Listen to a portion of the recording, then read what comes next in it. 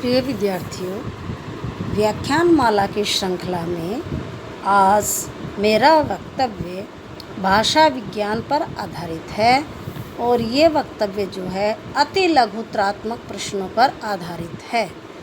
आपको जैसा पता है कि अब हम जो है भाषा विज्ञान के बारे में अध्ययन कर रहे हैं। आज जो मेरा वक्तव्य की श्रृंखला है भाषा विज्ञान भाग 6। इससे पहले भाषा विज्ञान के 5 लेक्चर मैं इससे पहले अपलोड कर चुकी हूँ, जिसमें सारे के सारे जो मेरे वक्तव्य हैं, मेरे लेक्चर्स हैं, वो अति लघुत्रात्मक प्रश्नों पर आधारित हैं। आज जो मैंने आपके लिए प्रश्नमाला तैयार की है, अब हम उसकी तरफ अग्रसर होते हैं, उसका अध्ययन करते हैं।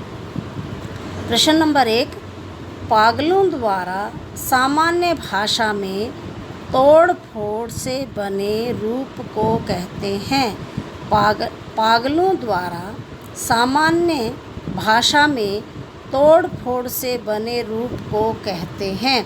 यानी जो व्यक्ति सामान्य भाषा है, जनरल भाषा है, उसके अंदर तोड़ फोड़ कर देते हैं, उस भाषा को क्या कहते हैं? विक्षिप्त भाषा। विक्षिप्त भाषा। यहाँ आपको मैं बता देती हूँ कि जो व्यक्ति पागल होते हैं उनके जो कार्य हैं सारे उल्टे पुल्टे होते हैं, इसलिए जो भाषा के साथ छेड़छाड़ करते हैं उस भाषा को कहते हैं विक्षिप्त भाषा, पागलों की भाषा। नेक्स्ट प्रश्न है, प्राचीनतम भारतीय भाषा कौन सी है? प्राचीनतम भारतीय भाषा कौन सी है? उत्तर है वैदिक संस्कृत। वैदिक संस्कृत यानी संस्कृत हमारी सबसे प्राचीन भाषा है और इसमें भी संस्कृत भाषा का कौन सा रूप? जो वैदिक संस्कृत है, यानी वेदों के अंदर जिस संस्कृत का वर्णन हमें देखने को मिलता है। नेक्स्ट प्रश्न है, असमिया उत्पन्न हुई। असमिया उत्पन्न हुई यानी आसामी भाषा जो है किससे उत्पन्न हुई? मागधी से। असमिया किससे उत्पन्न हुई? मागधी से। नेक्स्ट प्रश्न, हिंदी की उपभाषाएं कितनी हैं? हिंदी की उपभाषाएं कितनी हैं? उत्तर है 5। उत्तर आपका 5। नेक्स्ट प्रश्न है, ब्रिज भाषा का केंद्रीय क्षेत्र है। ब्रिज भाषा का केंद्रीय क्षेत्र है, यानी कि ब्रिज भाषा कौन से क्षेत्र में ज़्यादा बोली जाती है? आपका उत्तर है मथुरा। आंसर आपका मथुरा। नेक्स्ट प्रश्न है, हिंदी की उपभाषाओं की कुल कितनी बोलियां हैं?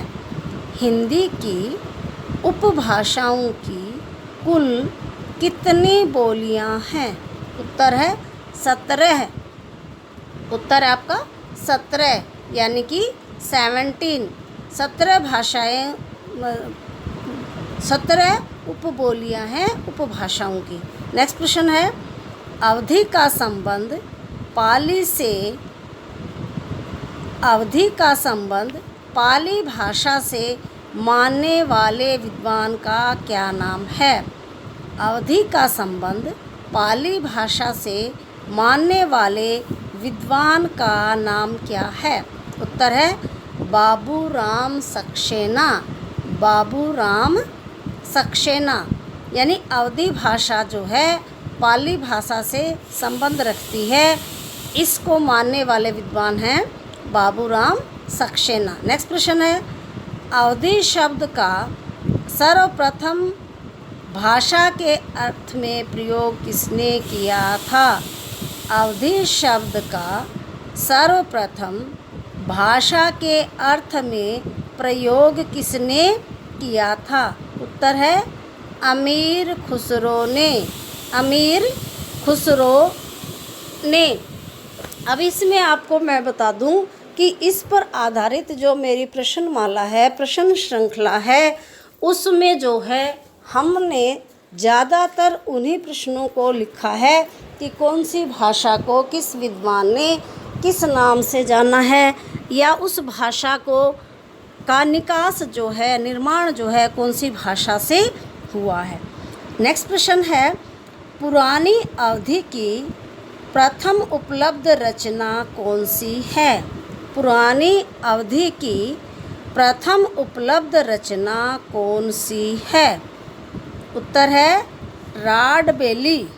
राड बेली। नेक्स्ट प्रश्न है, अमीर खुसरो के उस ग्रंथ का क्या नाम है? अमीर खुसरो के उस ग्रंथ का क्या नाम है जिसमें अवधि शब्द को सर्वप्रथम भाषा के अर्थ में प्रयुक्त किया गया?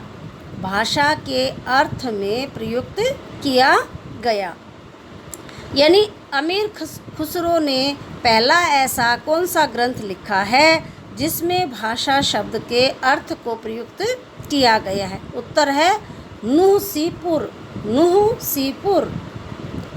नेक्स्ट प्रश्न है, बैसवाड़ी के नाम से भी किसे जाना जाता है? यानी ऐसी कौन सी भाषा है जिसको बैसवाड़ी के नाम से भी जाना जाता है? उत्तर आपका अवधी। अवधी भाषा को बैसवाड़ी के नाम से जाना जाता है। नेक्स्ट प्रश्न है, अवधी की प्रथम उपलब्ध रचना राउ बेली के रचनाकार का क्या नाम है? यानी जो ऊपर आपकी रचना आई थी राड बेली, उसके रचनाकार कौन है? रोडा कवि। यानी राड से रोडा शब्द जो है बना दिया है, उससे आप राइटर का जो नाम है, लेखक का नाम है, उसको अच्छी तरह से पहचान सकते हो कि अवधी भाषा की प्रथम रचना का प्रश्न आता है तो राड बेली है रचना, और उसके रचनाकार कौन होंगे? रोडा। नेक्स्ट प्रश्न है, जॉर्ज ग्रियर्सन ने अवधी भाषा का संबंध किससे माना है? जॉर्ज ग्रियर्सन ने अवधी भाषा का संबंध किससे माना है? आपका उत्तर है अर्धमागधी से।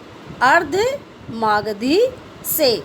अब आपको मैं यहाँ बता दूँ कि किसी ने बैसवाड़ी के बारे में पूछा है, किसी ने अवधी को और किसी ने पाली को। इन भाषाओं का जो संबंध है दूसरी भाषाओं के साथ, उन पर आधारित प्रश्नमाला जो है आपके लिए है, ये थोड़ी सी असमंजस में डालने वाली है। इसलिए इन प्रश्नों को आप ध्यान से पढ़ें और प्रत्येक भाषा का जो प्रथम ग्रंथ है या प्रथम रचनाकार है, लेखक है, उनको भी आप अच्छे से तैयार करें, क्योंकि जो उलझन वाले प्रश्न होते हैं मुख्यतः परीक्षा में उन्हीं को पूछा जाता है। नेक्स्ट प्रश्न है, दीर्घ स्वर कौन से हैं? दीर्घ स्वर कौन से हैं? यानी बड़े अक्षर कौन कौन से हैं? जैसे बड़ी आ, बड़ी ई, उ। आ, बड़ी ई, उ। ये 3 अक्षर जो हैं दीर्घ हैं। इसके बाद जितने भी स्वर बनते हैं इन अक्षरों के सहयोग से बनते हैं। नेक्स्ट प्रश्न इसी पर आधारित आ गया कि ह्रस्व स्वर कौन से हैं, यानी छोटे स्वर कौन से हैं? तो यहाँ नाम से ही विदित है, नाम से ही समझ जाते हैं। ए, ई, छोटा ऊ, री। यानी आपके ह्रस्व स्वर हैं ए, ई, उ, री आदि। इसके बाद इससे ही संबंधित प्रश्न बन जाता है, संयुक्त स्वर कौन से हैं? संयुक्त स्वर कौन से हैं? ए, आई, ओ, औ। ए, आई, ओ, औ। या मैं आपको थोड़ा सा बता देती हूँ कि ए जो शब्द है इसके अंदर ई और ए मिला हुआ है।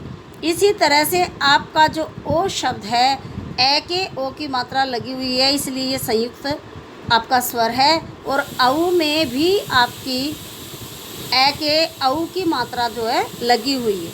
नेक्स्ट प्रश्न है, मूल स्वर किसे कहते हैं? मूल स्वर किसे कहते हैं? जो किसी दूसरे स्वर से उत्पन्न नहीं होते। जो स्वर किसी दूसरे स्वर से उत्पन्न नहीं होते।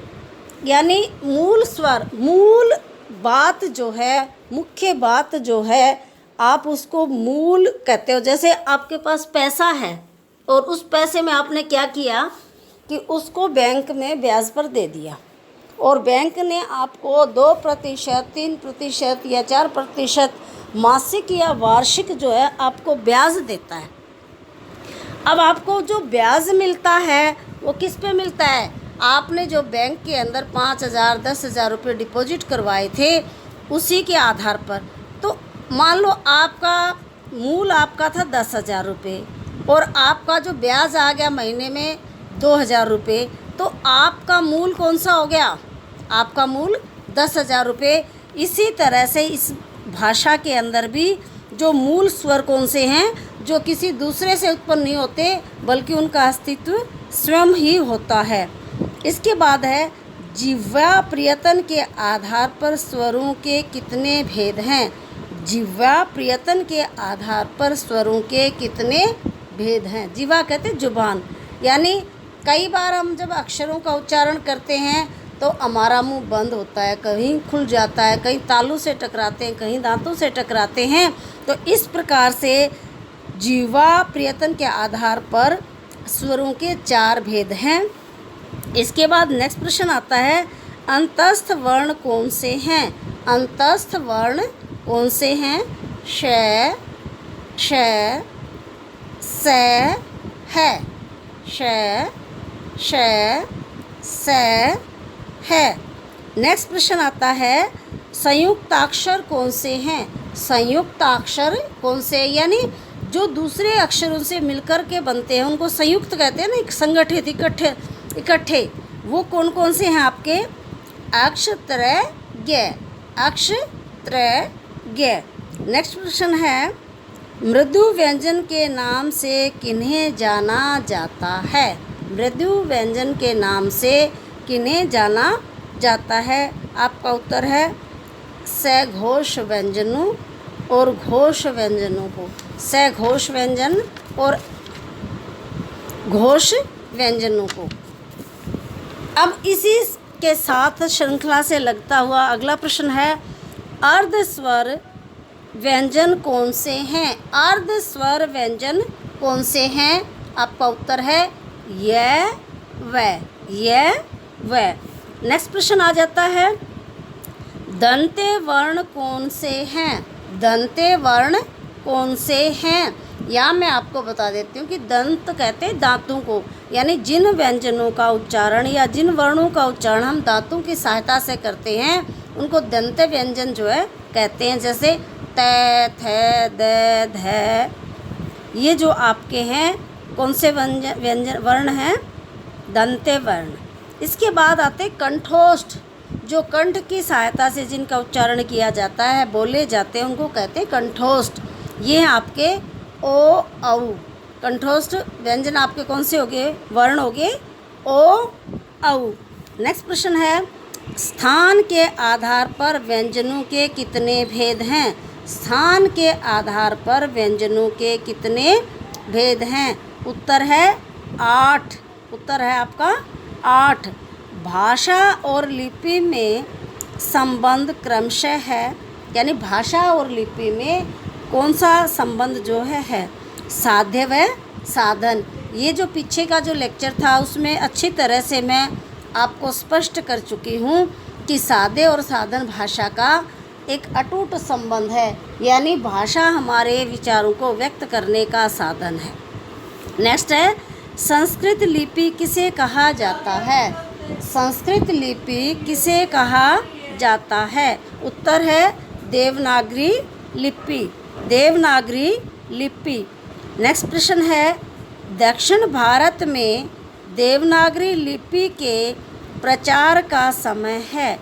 दक्षिण भारत में देवनागरी लिपि के प्रचार का समय है। उत्तर है ईसा की 8वीं सदी लगभग।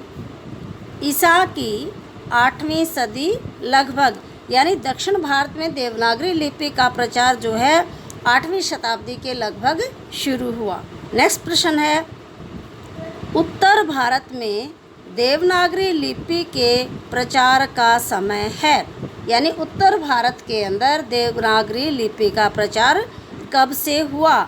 आपका आंसर है लगभग 10वीं शताब्दी, लगभग 10वीं शताब्दी।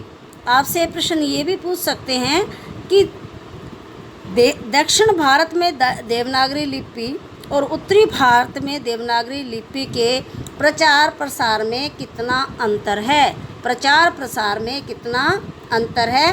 तो यहाँ स्पष्ट है कि दक्षिण भारत में तो 8वीं शताब्दी में शुरू हो गई थी और उत्तरी भारत में 10वीं यानी 2 शताब्दियों का लगभग अंतर है।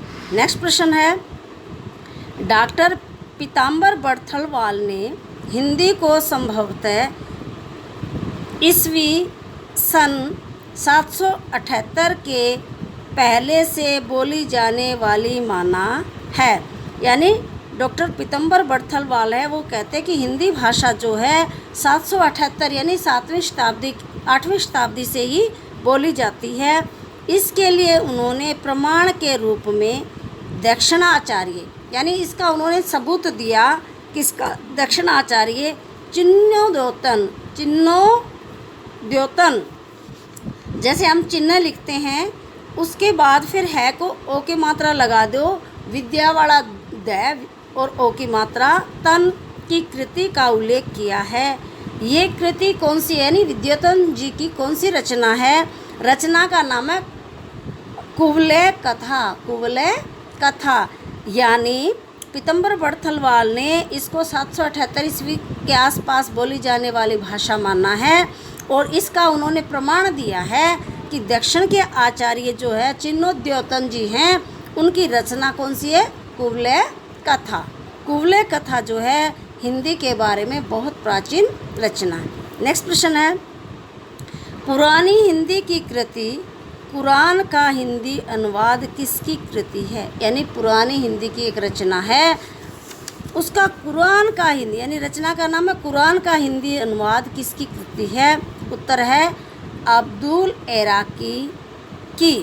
अब्दुल इराकी की यानी अब्दुल इराकी ने कुरान का हिंदी में अनुवाद किया। आपको पता है कि कुरान जो है आपकी उर्दू भाषा में है और उर्दू भाषा का हिंदी में अनुवाद करने वाले रचनाकार हैं अब्दुल इराकी। नेक्स्ट प्रश्न है, पुरानी हिंदी की रचना हिंदी का दीवान। पुरानी हिंदी की रचना हिंदी का दीवान मसऊद साद आलिया की रचना है। मसऊद साद सालिया की रचना है। इसका काल कौन सा है? 900 ईस्वी यानी 9वीं शताब्दी के आसपास। नेक्स्ट प्रश्न है, पुरानी हिंदी की रचना। पुरानी हिंदी की रचना हिंदी का एक शेर कालिंजर के राजा नंद ने किसकी प्रशंसा में लिखी है? कालिंजर के राजा नंद ने किसकी प्रशंसा में लिखी है? उत्तर है सुल्तान महमूद का की। सुल्तान महमूद की। नेक्स्ट प्रश्न है, तुर्की मुसलमानों का मध्य प्रदेश तथा उत्तर भारत पर 1206 से 1236 ईस्वी तक राज्य रहा। इनके दरबार की भाषा कौन सी थी? यानी तुर्की मुसलमान जो मध्य प्रदेश तथा उत्तर भारत पर 1206 से 1536 ईस्वी तक राज्य करते रहे, उनकी दरबारी भाषा कौन सी थी? यानी उनके राजकाज के अंदर, उनके दरबार के अंदर कौन सी भाषा बोली जाती थी? आपको पता है कि तुर्क के अंदर फारसी भाषा का प्रचलन है, इसलिए इनकी दरबार की भाषा भी कौन सी थी? फारसी। नेक्स्ट प्रश्न है, सिद्धों की भाषा कौन सी है? सिद्धों की भाषा कौन सी है? उत्तर है अपभ्रंश। अपभ्रंश। नेक्स्ट प्रश्न है, हिंदी में मिलावट नहीं खपती और उसका व्याकरण नियमबद्ध है, किसका कथन है? हिंदी में मिलावट नहीं खपती और उसका व्याकरण नियमबद्ध है, ये कथन किसका है? उत्तर है अमीर खुसरो का। ये प्रश्न पहले भी आ चुका है, उसमें आपका प्रश्न ये था कि हिंदी में मिलावट नहीं खपती, ये प्रश्न ये कथन किसका है? अमीर खुसरो जी का। लेकिन यहाँ पर प्रश्न में थोड़ा सा चेंज कर दिया गया है इसमें उसका व्याकरण बद है, यानी हिंदी भाषा की एक विशेषता को भी ऐड कर दिया गया है कि हिंदी भाषा जैसी बोली जाती है वैसे ही लिखी जाती है, और इसको क्रमबद्ध करने के लिए, लिखने के लिए व्याकरण का सहारा लेना पड़ता है। व्याकरण के माध्यम से हम हिंदी भाषा के शुद्ध रूप को जान सकते हैं। नेक्स्ट प्रश्न है, ब्रिज भाषा को प्रधानता किसने दी, यानी किसके कारण ब्रिज भाषा जो है प्रधान भाषा बन गई, क्योंकि पहले ब्रिज भाषा बोली थी। अब इसका उत्तर है कृष्ण भक्ति ने, यानी कृष्ण भक्ति का जितना भी साहित्य लिखा गया है वो किस में है, ब्रिज भाषा में। चाहे वो सूरदास जी ने लिखा है या रहीम ने लिखा है, रसखान ने लिखा है, तो इस प्रकार से आपकी ब्रिज भाषा जो है प्रधान भाषा बन गई। किसके कारण, कृष्ण भक्ति के कारण।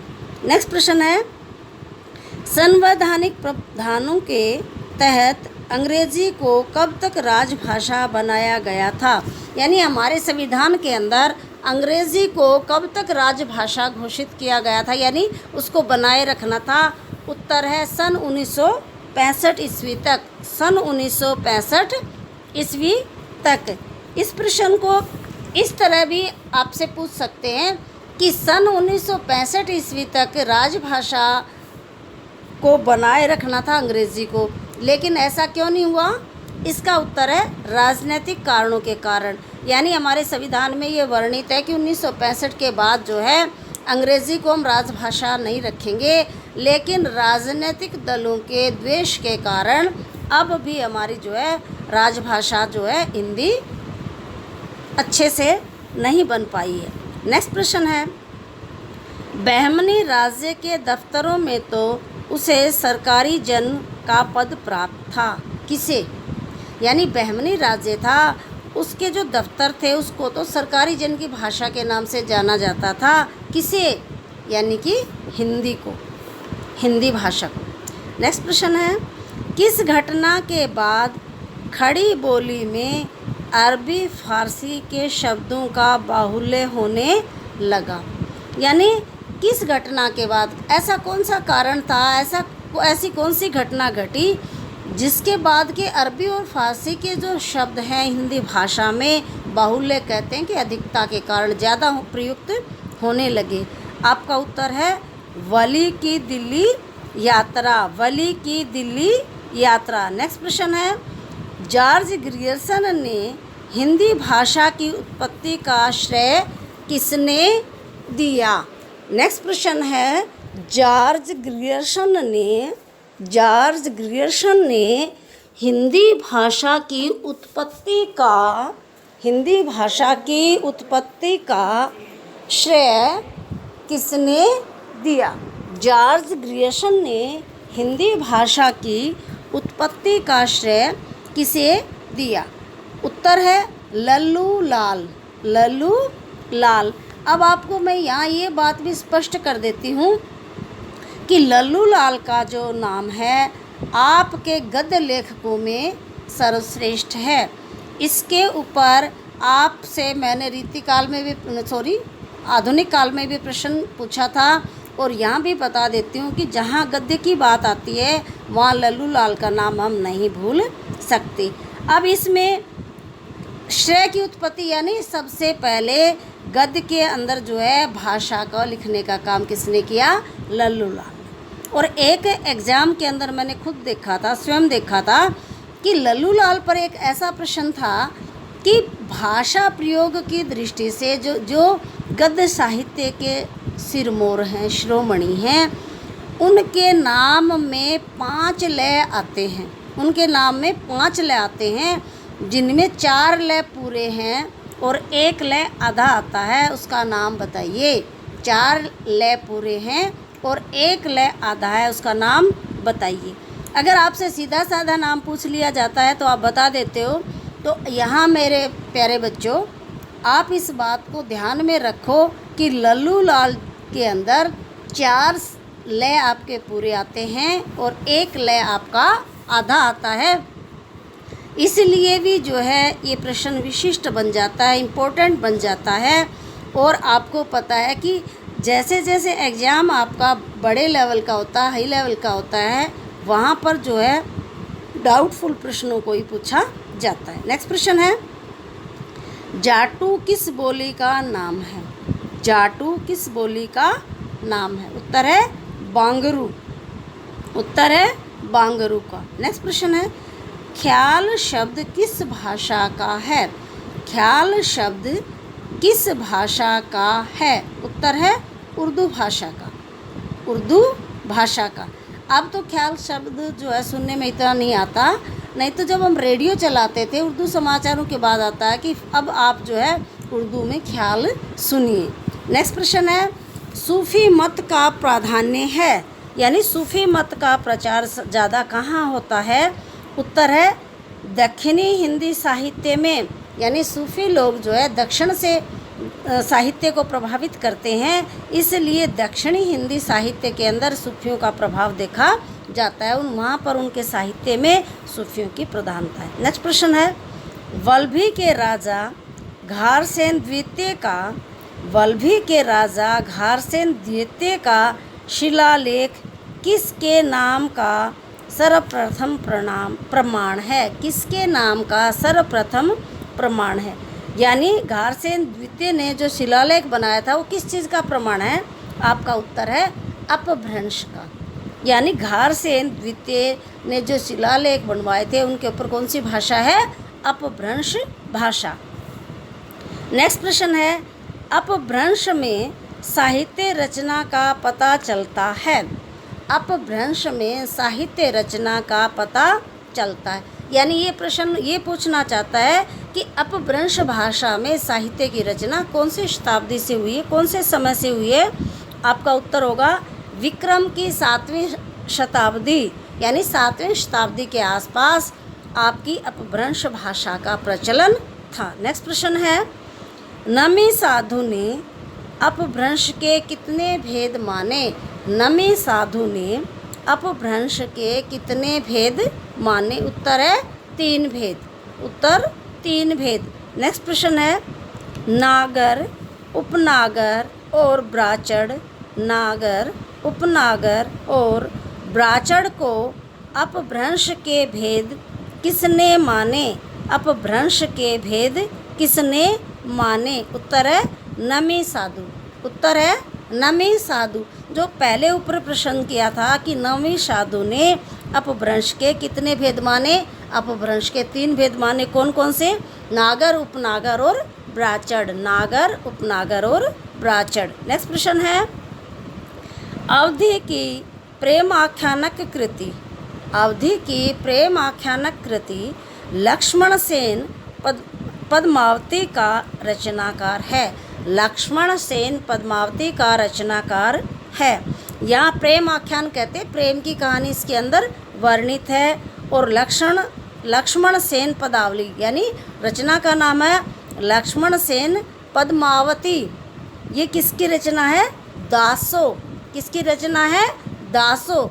और जो आप इसके क्या बोलते हैं भक्ति काल के अंदर मलिक मोहम्मद जैसी की रचना पढ़ते हो, उसका नाम सिर्फ पद्मावती है।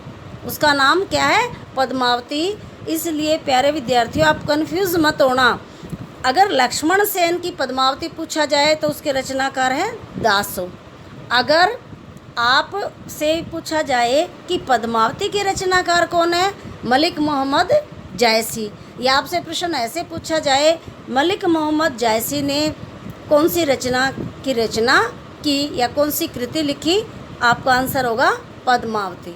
नेक्स्ट प्रश्न है, अवध में किस स्थान को छोड़कर सभी जगहों पर अवधी बोली जाती है? अवध में किस स्थान को छोड़कर सभी जगहों पर अवधी बोली जाती है? यानी अवध में एक ऐसा स्थान है जहाँ पर अवधी भाषा नहीं बोली जाती, एक स्थान को छोड़कर के सभी जगह ये भाषा बोली जाती है। उत्तर है हरदोई। उत्तर है हरदोई। नेक्स्ट प्रश्न है, अवधी का मिश्रित रूप मिलता है। अवधी का मिश्रित रूप मिलता है। आपका उत्तर है मुजफ्फरपुर में। मुजफ्फरपुर में, यानी वहाँ प्योर अवधी नहीं बोली जाती, वहाँ पर मिश्रित रूप बोला जाता है। दूसरी भाषाओं को भी इसमें सम्मिलित करके बोला जाता है। वो स्थान कौन सा है? मुजफ्फरपुर। नेक्स्ट प्रश्न है, भाषा सर्वेक्षण के लेखक हैं। भाषा सर्वेक्षण के लेखक हैं। उत्तर है George Grierson. George Grierson. Next प्रश्न है, हिंदी में प्रचार कार्य सर्वप्रथम किया। हिंदी में प्रचार कार्य सर्वप्रथम किसने किया? यानी हिंदी भाषा का प्रचार करने का कार्य सबसे पहले किसने किया? महर्षि दयानंद सरस्वती ने। महर्षि दयानंद सरस्वती ने। इसको हम लिख सकते हैं दयानंद सरस्वती भी कई बार इनको लिख देते हैं और महर्षि दयानंद सरस्वती भी लिख देते हैं। नेक्स्ट प्रश्न है, हिंदी साहित्य सम्मेलन के प्राण थे। हिंदी साहित्य सम्मेलन के प्राण थे। उत्तर है पुरुषोत्तम दास टंडन। पुरुषोत्तम दास टंडन। नेक्स्ट प्रश्न है, संविधान के अनुसार भारत की राजभाषा हिंदी बन जाएगी। संविधान के अनुसार भारत की राजभाषा हिंदी बन जाएगी। कब बन जाएगी राजभाषा हिंदी? इसका उत्तर है कोई अवधि नहीं। कोई अवधि नहीं। यहाँ विद्यार्थियों आपको मैं स्पष्ट कर देती हूँ कि जहाँ पर बड़ी की मात्रा आती है अवधि भाषा के लिए आता है, और जहाँ छोटी ध के छोटी की मात्रा अवधि उसको कहते हैं समय। यानी कौन से समय तक। अब इसका कोई समय नहीं है कि कब तक राजभाषा हिंदी जो है बन जाएगी। नेक्स्ट प्रश्न है, भोजपुरी में किसने साहित्य सर्जन किया? भोजपुरी में किसने साहित्य सर्जन किया? आपका उत्तर है राहुल सांस्कृत्यायन। राहुल सांस्कृत्यायन। आगे नेक्स्ट प्रश्न है, पंजाबी भाषा के प्रथम कवि। पंजाबी भाषा के प्रथम कवि कौन से हैं? बाबा फरीद शकरगंज। बाबा फरीद शकरगंज। यहाँ आपने देख लिया कि अवधी भाषा के पहले कवि कौन हैं, ब्रिज भाषा के कौन हैं, अपभ्रंश के कौन हैं, पाली के कौन हैं, भोजपुरी के कौन हैं, पंजाबी के कौन हैं। क्योंकि इन भाषाओं को बाद में मान्यता मिली है तो कोई न कोई तो इनका प्रथम कवि होगा। इसलिए इस प्रश्न को भी आप बहुत अच्छे से तैयार करना। नेक्स्ट प्रश्न आता है, डिलाई किस भाषा का दूसरा नाम है? डिलाई। डिलाई किस भाषा का दूसरा नाम है? आपका उत्तर है लहंदा। उत्तर है लहंदा। नेक्स्ट प्रश्न है, लैंडा किस भाषा की अपनी लिपि है? लैंडा किस भाषा की अपनी लिपि है? उत्तर है सिंधी भाषा। उत्तर है सिंधी भाषा। अब देखो सिंधी भाषा, अरबी भाषा, फारसी भाषा, संस्कृत भाषा, अंग्रेज़ी भाषा, इन 8-10 भाषाओं की जो लिपि के नाम हैं मैंने इस प्रश्नमाला के अंदर आपको स्पष्ट करने की पूरी कोशिश की है। कई बार किसी भाषा की लिपि का भी प्रश्न जो है ये लोग पूछ लेते हैं। तो इस प्रकार से विद्यार्थियों आज का जो मेरी व्याख्यान माला है या जो मेरा वक्तव्य का विषय है वह जो है मेरा भाषा पर आधारित था कि कौन से राज्य के अंदर कौन सी भाषा बोली जाती है, किस भाषा का पहला साहित्यकार कौन था, उसकी पहली रचना कौन सी थी, उस रचना में किसके बारे में बताया गया है। तो ये प्रश्न जो है ये व्याख्यान कहें ये बड़ा इम्पोर्टेंट होता है परीक्षा की दृष्टि से। और यहाँ मैं आपको स्पष्ट कर देती हूँ, बता देती हूँ कि आपको 4 रचनाकारों के नाम दे दिए जाएंगे और साथ में उनकी रचनाएं दे दी जाएंगी। अब मान लो हिंदी भाषा की जो प्रथम रचना उसकी जगह उर्दू वाले कवि का, उर्दू वाले लेखक का नाम दे देंगे। उर्दू वाले के आगे आपको पंजाबी वाले का, पंजाबी वाले के आगे ब्रिज भाषा का। तो उससे आपसे क्रॉस मैचिंग करवाएंगे कि सही का चयन कीजिए, सही को लिखिए कि किस भाषा की पहली रचना किसकी है, इसका रचनाकार कौन है। तो मैंने इस प्रश्न को उलझन से सुलझा करके बना दिया है। जब आपको ये पता है कि ब्रिज भाषा के प्रथम कवि ये हैं, उर्दू भाषा के ये हैं, हिंदी के ये हैं, तो आपको रचना पता है, रचनाकार का नाम अलग से पता है, तो आपको सेकंड लगेंगे इस प्रश्न को सोल्व करने में। और जो मैचिंग वाले प्रश्न होते हैं ये बड़े स्कोरिंग होते हैं क्योंकि 4 में से 2 या 2 में तो आप कॉन्फिडेंट होते ही होते हो कि पता है ये पक्का है। तीसरे के लिए मैं आपको सुझाव देती हूँ कि जितनी मैंने कोशिश की है आपके लिए रचनाओं की ढूंढने के लिए, उनके लेखकों के लिए, और आप डेली नहीं तो सप्ताह में एक बार एक अलग से चार्ट बना लो, उसमें रचना और रचनाकार का नाम और भाषा लिख लो। आपने क्या करना है, आपने रचना लिख ली, रचनाकार का नाम लिख लिया और उसकी भाषा लिख ली। ज़्यादा करते उसका समय भी लिख लो कि किस शताब्दी के अंदर किस सन में वो रचना लिखी गई।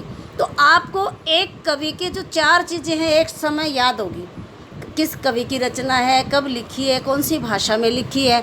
तो इस तरह से जब वो मिलान वाले प्रश्न हैं, हर चैप्टर से आप अपने आप अलग से निकाल लो कि किस किस कवि ने कौन कौन सी रचनाएं लिखी हैं, या किस लेखक ने कौन सी रचनाएं लिखी हैं, कब लिखी हैं, इस रचना में किसके बारे में कहा। और जैसे ही आप उस वीडियो को देखते हो, उस वीडियो को सुनते हो, आपका पढ़ने